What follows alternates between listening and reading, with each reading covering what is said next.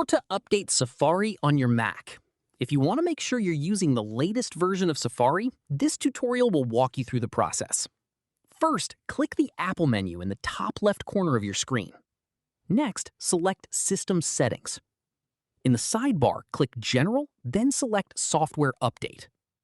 Your Mac will now check for available updates.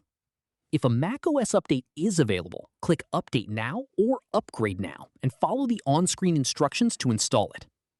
Keep in mind that Safari is built into macOS, so you can't update Safari separately. The only way to get the latest version of Safari is by installing the latest macOS update that's available for your Mac.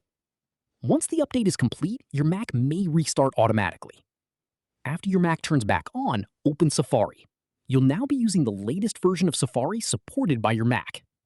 If Software Update says your Mac is already up to date, then you're already running the newest version of Safari available for your device. So it's really as simple as that, guys. If you did find this video helpful, then let me know in the comments. Make sure to like the video and subscribe for more Mac tutorials, and I'll see you in the next one.